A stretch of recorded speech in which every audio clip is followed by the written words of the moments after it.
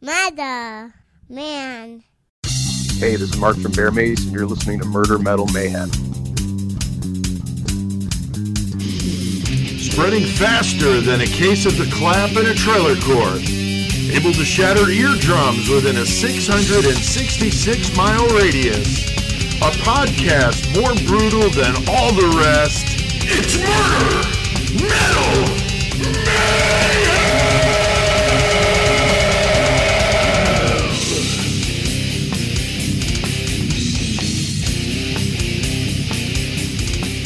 We have the pleasure of doing this interview with Mark Sugar, guitarist of Bear Mace. Thanks for taking the time out of the pandemic to talk with us here at Murder Metal Mayhem. I've got a full house here with us. My co-hosts, Chris Schauback, Joey Gormonger, and CK are all here and ready to talk about some metal with you. So how is it going? It's going great, man. Thank you for having me on and taking time out of your busy schedules. And any break from the pandemic is more than welcome by me. Definitely. So, Yeah, right. Much appreciated. Yeah. Definitely. So how's it going, Mark? This is Chris, but dude, I've fucking been jamming the new album, fucking Charred Field of Slaiughter, and it fucking kills, dude. I was jamming it at work the other day. I was just jamming it earlier today. I was fucking cleaning some shit, and it tears it up, dude. So like, how'd you guys go about recording that during the pandemic? Did you guys all in the studio together, or how'd you go through that? So, first of all, thank you, man. And thank you for picking up the CD. It is really good house cleaning music. Yeah. Dude, it's fucking great, man. I mean, nothing screams "Let's wash the dishes" like a Bear Mace album, right? The only problem is it's kind of a short record, so it depends on the size of your home. Like, if you live somewhere really big, you might have to play it twice. But, There you go. But to answer your question, we actually recorded everything before the pandemic. Oh, really? That's cool. Yeah. We actually got everything. We got the final mix and master back in like end of February, like right before the governor of Illinois shut everything down. Right. You skimmed through. Hell yeah. We were all stoked, like, oh, we're gonna play some shows, and we're gonna sell some CDs to folks. And it's like, no. Yeah. But so we actually sat on the record for a little while trying to figure out what was going to happen, what we should do. And after a couple months, we're just like, screw it. This could go on for a while, and we should just, we don't want to sit on this music for that long, and people might actually want to hear it while they're stuck at home or whatever. So we decided to just put it out. Nice. But no, to answer the question, everything was recorded before the pandemic. And I wouldn't say it was done live. We actually all kind of recorded at our home studios and stuff. Right. Just record the tracks and put them all, right. Yeah, we kind of assembled it in the studio later, and I got to give big credit to Damian Herring, the guy who mixed the record, because everything ended up sounding very, very cohesive and very consistent. It has a great mix on it. He did a really great job, man. Yeah, it sounds clear as fuck, dude. Pardon the coughing, sorry. Oh, no, you're straight. That's all right. Go ahead, CK. Hey, Mark, it's CK. I love the album. It's a killer album. I'm enjoying it. My favorite track is Destroyed by Bears and Rogue Weapon. What is your favorite song on the album, and why? Oh, shit. It's probably like picking a favorite kid. I go back and forth, man. I'm actually glad you mentioned Rogue Weapon, because I really, really, really dig that song. I think that was one of the earlier ones we wrote for the record, and I really like that one. I haven't seen it mentioned in a lot of the reviews or whatever online, so I'm glad to hear it get a shout out. I'm glad you like it. That one is one of my favorites. I really, really dig the title track. I think that came out cool, and it's tough to say, man. I go back and forth because they're all, I don't want to say they're all drastically different. I mean, there's definitely a vibe there, but I go back and forth between probably those two. I think those two would be my favorite, especially to play live, because we were playing these live pre-COVID. Nice. Right. The album, there's definitely no filler on it. It's all dude, great the whole stuff. thing, non-stop, just blasting. Yeah, I love it. Yeah, I agree. I actually there's this kid at work. He's in his early 20s or whatever, and he keeps asking me new music to listen to. So I give him a little post-it note with like 4 or 5 bands on it every day. Right. And you guys were on one of them just the other day. I threw it on, like, check these guys out for real. Nice. I Yeah, we've love had it. a few listeners, Mark, comment on our podcast that says they dig the Bear Mace stuff we've been jamming. So definitely trying to get the word out. So You always try to push for them to like buy a shirt or buy CDs to support you Right. guys. right. We're always pushing for that. Hell yeah. I Big time. appreciate that greatly, man. That's course. been helping us out a lot, especially now. Yeah. Joey, you had a question. Hey, Mark, it's Joey here. Hey, man. I got a lot of friends up in the Chicago metal scene too. Probably got a lot of mutual friends or whatever. But there's also a lot of scene up there, you know what I'm saying? What was the scene like up there before the COVID hit, and how do you think that it will change after all this? Man, that is a massive question. It is, yeah. I mean, it's basically unanswerable, kind of. But, Right, you know. right. I mean, I kind of have my answer, but it's not the most uplifting thing. Right. Right. Like pre-COVID, shit was going well. I mean, we played. I think the last time I was on stage was back in November, late October, early November, so like about a year ago now. About a year ago, right? But you know, I'm in another band too with our drummer Gary, and we were both doing great shows, playing clubs here, good turnouts. Bear Mace actually opened for Massacre. Nice. From Tampa. They did their Nice. very brief reunion. They actually broke up minutes after Right, that show, almost immediately. But no, at the time, last fall, things were going very well, as they have been for the last few years. You know, the scene Right. here is strong, and we were very much looking forward to putting out a record and playing a bunch of shows. Yeah. Always, man. You know, I mean, that's what we did last time, and that's just what you do. You know, that's until recently, that was the nature of the gig. Yeah, and like you said, just in recent times, it was like a really good time for the scene, like coming up in Chicago and shit. So just kind of bad timing for this to happen. Yeah, I mean, it's bad timing everywhere, you know? Right, yeah. Right. But to answer the second part of that question, I mean, I keep seeing these statistics flying around saying that if shit continues like this, they said something like 90% of all the music venues will close. Right. Wow. And what they're not saying is that the other 10% are going to be fucking places like House of Blues Yeah. and, you know, the Yeah. big amphitheaters and That's stuff true. like that. The small guy's So- going to get burned on this deal. Right, which means that for bands like ours, effectively 100% of venues are closed. Right. Right. So That's a Fucked good up. point. That's a good you know, point. it'll only be the venues that have enough money to stay afloat and pay rent for an empty building for a year and a half. Yep. Right. So I don't know when when this is over. Like, there could be a day where everyone's healthy and it's safe to gather people in clubs and venues anymore, but there won't be There any won't be clubs or nothing venues. there. Right, Yeah. yeah. I wonder if there'll be more like house party shows. I know when I was playing, there was, you know, some of that going on, and I'm Right. sure anybody with a little bit of property could certainly put on some decent small scale shows. Maybe, I don't know. I'm just throwing it out there, but yeah, it sucks. I never thought of that angle, Mark, about the small venues as it's- compared to the like There's House been of Blues. I have heard of a lot of smaller businesses Oh, like sure. bars and whatever, like closing down. So Yeah. I didn't even think of that. Yeah, for Yeah, sure. places around here are starting to close that deal with music. Yeah, It's not good. no, it's not.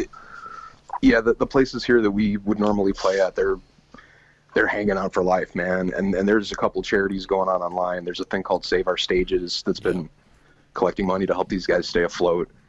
And some of them are doing all right by serving drinks or, you know, doing carry out. They have, you know, if they have Yeah, a if they could restaurant do too food, or whatever. right, Yeah, if they can do food or they got like an outdoor, right, like you a know, beer and again, garden. it's Chicago, you know, you can have a beer garden until maybe like 3 weeks from now, and then Yeah. it'll be too cold Yeah, for yeah. that. Right, that's true. It's getting that way already. Right, Yeah, right. yeah. Today's chilly, so I don't know what's going to happen then. But Yeah. I don't know. I don't think it'll be good. No. Now, Mark, I know that a lot of our listeners, and including myself, until I asked you this question, would love to know where the name Bear Mace came from. Is it some kind of deep concept? Is this some sort of Indian ritual? Is it some sort of weird fucking game that you play, or where did it come from? So tell us all. So I only know half of this story. and for the other half, you'd have to ask our singer Chris. But basically, we had Chris and I had started the band as like a project, like a demo thing, probably 11 or 12 years ago now, like a long time ago. And we were doing these cassettes, and it didn't really have a name yet. We had picked out a band name, only to find that some other band already had the name, and we were pretty upset about that. Yeah, that sucks when that happens. Yeah. I mean, there's another Bear Mace too. We just don't fucking care. They can fight us for it if they want. Right. But no, he and I and someone else had been having some unrelated conversation on Facebook about something, and out of nowhere Chris was like, we should spray him with Bear Mace. And I'm like, dude, that's the band name. That's We should fucking call it that. And we did. Just Bear Mace. That's fucking awesome. That's good. But it worked out great. Like I drew up the logo, I think a couple weeks later, and all the bear imagery and the stuff that ended up on the merch and the cover of the first record, like that all kind of came out of that, and we wouldn't have that otherwise. So it was cool. That's awesome. That's fucking awesome. I love that shit, dude. Now, like what do you listen to? Is there any like up and coming bands that you've been listening to that like we should know about that you're interested in that like you listen to? I've been listening to a lot of stuff all over the place lately, and not necessarily death metal either. I mean, I'm in multiple bands that play other stuff, so I've been listening to a lot of different things. I've been revisiting, speaking of Chicago, another older band called Trouble. Oh yeah, I love Trouble. Yeah, They're I think like I one of my saw a favorite playthrough bands. video you did on Facebook of a Trouble solo. Didn't you do that, Mark? I thought I saw that. I did a couple. That's what I've been doing since I can't play gigs. I've been doing these Facebook guitar videos, playing things really poorly. But but they remastered a couple of the old Trouble records, so I've been listening to those with fresh ears, and I love that stuff. I love that band. Oh yeah. Yeah, they're great. Do you like Eric Wagner's other band, The Skull? I mean, he has another band too, Blackfinger, I think it is. I like both those bands quite a bit, man. They're both very good. Yeah, they're awesome. Yeah. What else have I been listening to? A friend of mine sent me a new band from Ireland called Arcade Messiah. They're kind of like prog rock. Very, very good stuff. What else? The new record by Spirit Adrift. I don't know if you're familiar with them. I think they're in Phoenix. They're from the south somewhere, but they're sort of Paul Bearer-ish meets classic rock. Fucking Thin Lizzy-ish to some extent, but very good stuff, good songs. I gotta check them out. Yeah, CK's all about Thin Lizzy, so that's cool. Yeah, it's always CK's more the well-rounded metalhead, Mark. I'm more of a like 6 or 7 bands since eternity, and that's it. So I'm not the guy to ask about well-roundedness when it comes to that. The only thing I don't listen to is I'm not a black metal fan. I hear you, man. I go back and forth with that. I love Emperor. I love Dark Throne, and I had a phase where that was actually hugely influential to me, believe it or not. But these days I'm listening to a lot more classic stuff. Me and I have a kid, and we've been listening to a lot of Motorhead and ZZ Top and stuff of that era. Hell yeah. Which is awesome. Yeah, I like the stuff you post about your kid. Something about you knew all the members of what was it?